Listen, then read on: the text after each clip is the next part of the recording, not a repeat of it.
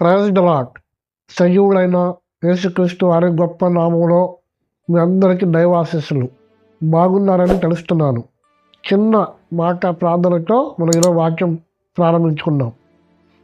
కళ్ళు మూసుకోండి. ప్రేమ కలిగిన మా మహాపరిశుద్ధ తండ్రి, వందనాలు.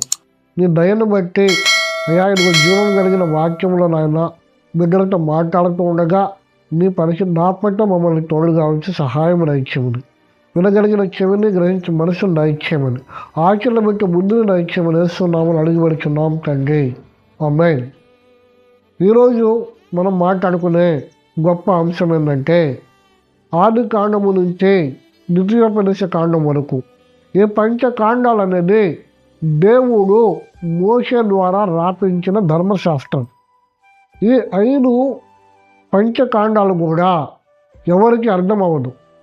1కి 2 సార్లు, 3 సార్లు, 5 సార్లు చదివితేనే ఆది కాండము నుంచి ద్వితీయోపదేశ కాండం వరకు మనకి అర్థమవుతుంది.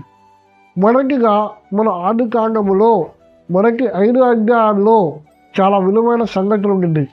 ఈ సృష్టి, ఈ భూమి, ఈ ఆకాశం ఎలా వచ్చింది. ఆది కాండం 6వ అధ్యాయం నుంచి 10వ అధ్యాయం వరకు వారి సంతానం ఈ భూమి మీద ఎలా విస్తరించారో వచ్చింది.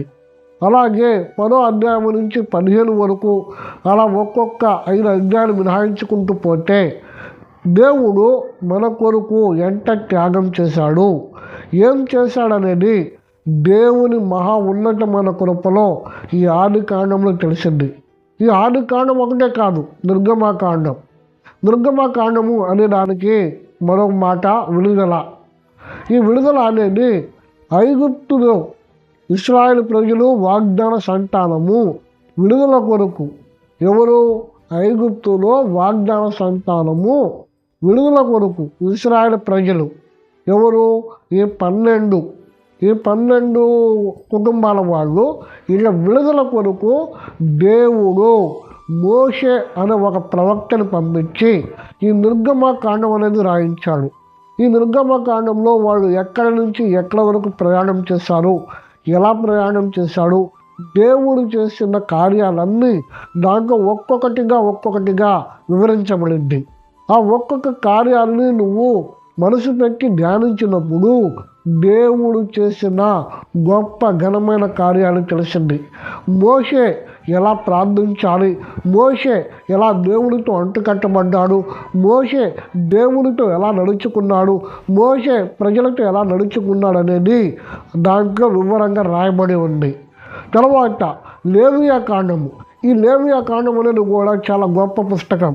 ఈ లేవియా కాండం అనేది యాజకులు ఎలా ఉండాలి, మనుషుల మధ్య వచ్చిన భేదాలు ఎలా తీర్చాలి, మనుషుల్లో ఉన్న భేదాలు ఎలా తీర్చాలి, వీళ్ళు పాపము నుంచి ఎలా పరిశుద్ధపరచాలి, వీళ్ళు శాపము నుంచి ఎలా పరిశుద్ధపరచాలి అనేది ఈ లేవియా కాండములో ఈ 28 అధ్యాయాల్లో వివరంగా రాయబడి ఉన్నది. తర్వాత వచ్చేసి సంఖ్యాకాండం. ఈ 4వ కాండం సంఖ్యాకాండం. ఈ సంఖ్యాకాండంలో వాగ్దాన భూమికి ఎలా చేరాలి, ఈ వాగ్దాన భూమికి చేరినప్పుడు ఏ దేశాల వాళ్ళు ఎలా ఉన్నారు, వాళ్ళందరినీ వీళ్ళు ఎలా మాటలతో ఫస్ట్ మాటగా వాళ్ళు ప్రత్యుత్తరం ఇచ్చారు. అయితే వాళ్ళు ఎవరు కూడా మాట వినలేదు. అప్పుడు దేవుడు వాళ్ళు మాట వినలేదు కాబట్టి యుద్ధం చేయండి అని చెప్పి చెబుతాడు. ఈ లేవియా కాండం తర్వాత ఈ సంఖ్యాకాండంలో దేవుడు ఘనమైన కార్యాలు జరిపించాడు. ఈ వాగ్దాన భూమి ఎప్పుడైతే వీళ్ళు స్వతంత్రించుకోవడానికి ముందుకు ఒక్కొక్క అడుగులు వేస్తున్నాడో దేవుడు వారికి సహాయమై ఉన్నాడు. ప్రతి విషయంలో, ఆహార విషయంలో, ఏ విషయంలో అయినా సరే దేవుడు వారికి తోడై ఉండి నడిపించాడు. 5వ కాండం ద్వితీయోపదేశ కాండం. ఈ ద్వితీయోపదేశ కాండంలో ఈ 4 కాండాల్లో ఏమేమైతే రాయబడిందో మరొక మారు రెండవసారి వీరందరికీ ఆజ్ఞలు కావచ్చు, దీవెనలు కావచ్చు, వాటి కొరకు సమాధానం కావచ్చు, ఎవరెవరు ఏం చేశారన్నది ఈ మోషే ద్వారా ఈ పంచకాండాలని ఆది కాండం, నిర్గమకాండం, సంఖ్యాకాండం, ద్వితీయోపదేశ కాండం, ఈ 5 పంచకాండాలు లేవియా కాండంతో కలిపి పంచకాండాలని ఈ దేవుడు మోషే ద్వారా సంపూర్ణముగా రాపించాడు. ఈ సంపూర్ణముగా చాలామంది మతోన్మాదులకు అర్థం అవ్వట్లేదు. ఈ బైబిల్ యొక్క కృపను వాళ్ళకి అర్థం అవ్వట్లేదు. మీరు బైబిల్ గురించి తెలుసుకోవాలంటే మొట్టమొదటిగా బైబిల్ ఎలా చదవాలి, బైబిల్లో ఉన్న రహస్యాలు ఏమిటి, బైబిల్లో ఒక్కొక్క అక్షరం పట్ల ఉన్న ధ్యానాంశం ఏమిటి, ఆది కాండంలో రాయబడిన వచనానికి ప్రకటన గ్రంథంలో ఏం రాయబడింది, ఆది కాండంలో ఉన్న అర్థానికి మరొక పుస్తకంలో మరొక ప్రవక్త ఏం చెప్పాడు అనేది ఒక్కొక్కటి మీరు ధ్యానిస్తే ఈ పుస్తకం అనేది ఏది 66 పుస్తకాల కల బైబిల్ ప్రతి ఒక్క రహస్యం అనేది పరిశుద్ధాత్మ కృపతో దేవుడు మనకి బయలుపరుస్తాడు.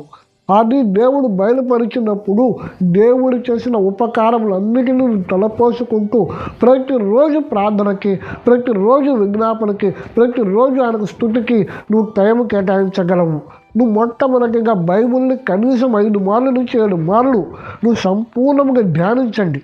సంపూర్ణంగా వాళ్ళేదో చెప్పారు వీళ్ళేదో చెప్పారు కాదు, ఆది కాండం నుంచి ప్రకటన గ్రంథం వరకు బైబిల్ని మీరు సంపూర్ణంగా ధ్యానిస్తే బైబిల్లో ఉన్న ప్రతి రహస్యము ఆయన కృపలో మీకు బయలుపరుస్తాడు. మరింత సమాచారం కొరకు పరిశుద్ధ గ్రంథం చదవగలరని కోరుకుంటూ వందనాలు.